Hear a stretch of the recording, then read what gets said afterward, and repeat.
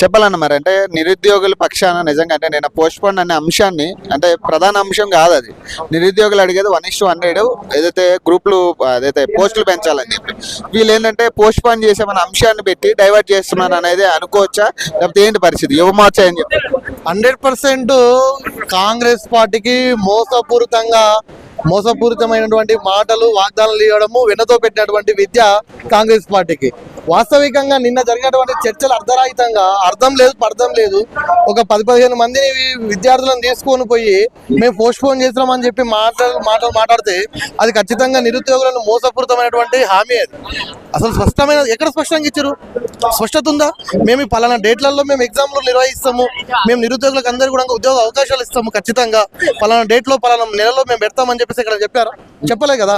అంటే ఇది ఖచ్చితంగా నిరుద్యోగుల చేస్తున్నటువంటి ఉద్యమాన్ని పక్కదారి పట్టించడానికి మాత్రమే నిన్న జరిగినటువంటి చర్చలు. కానీ ఇప్పుడు డిఎస్సి వాళ్ళు కూడా గతంలో అడిగిర్రు మరి పోస్టులు పెంచాలి, లేకపోతే వాళ్ళు కూడా అదే పోస్ట్ పోన్ చేయాలన్న అంశాన్ని పోస్ట్ పోన్ చేయడం మానేసి ఇప్పుడు వాళ్ళు ప్రచారానికి వాడుకుంటున్నారు 11,000 డిఎస్సి ఇస్తున్నామని చెప్పి.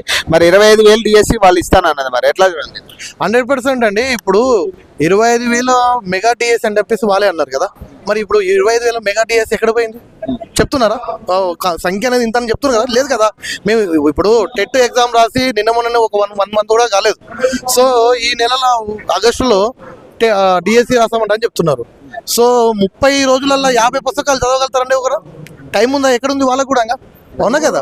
సో వాళ్ళు పర్టికులర్గా మేము డిఎస్సి వేస్తామని చెప్తున్నారు తప్పితే 25,000 మెగా డిఎస్సి మేము వేస్తున్నాము అనే మాట ఇక్కడ కూడా స్పష్టంగా లేదు. మరి గ్రూప్స్ వాళ్ళ పరిస్థితి కూడా అంతే ఉంటుందా, లేకపోతే ఏంటంటే మీరేం చేయబోతున్నారు? సో గ్రూప్స్ వాళ్ళ పరిస్థితులు అంతే అండి. మేమేం చెప్తున్నాం అంటే Group 2, Group 1 పోస్టులు అదనంగా పెంచండి అని చెప్పి మాట్లాడుతున్నాం. అవునా కదా. సో అవి పెంచకుండా ఇక్కడ ఉన్నటువంటి ఆల్రెడీ రాష్ట్రంలో కుక్కలు చింపిన ఇస్తరలా తయారైపోయింది. సో ఈరోజు ప్రభుత్వ కార్యాలయాల్లో ఉద్యోగస్తులు ఎక్కడ కూడా పనిచేసే పని లేదు. అవునా కదా. అయితే వాస్తవికంగా జరుగుతుంది ఏంటంటే ఉద్యోగాలన్నీ ఖాళీగా ఉన్నాయి, రిటైర్డ్ అవుతా ఉన్నారు. సో ఇక్కడ ఉద్యోగస్తులు లేరు. అందుకనే మేము ఏమడుగుతున్నాం ప్రధానంగా Group 2, Group 1 ఇవన్నీ కూడా అదనంగా పోస్టులు పెంచితే ఇక్కడ ఉన్నటువంటి నిరుద్యోగులకు అవకాశాలు పుష్కలంగా లభిస్తాయి కాబట్టి పోస్టులు పెంచామంటే మేము చేస్తాం.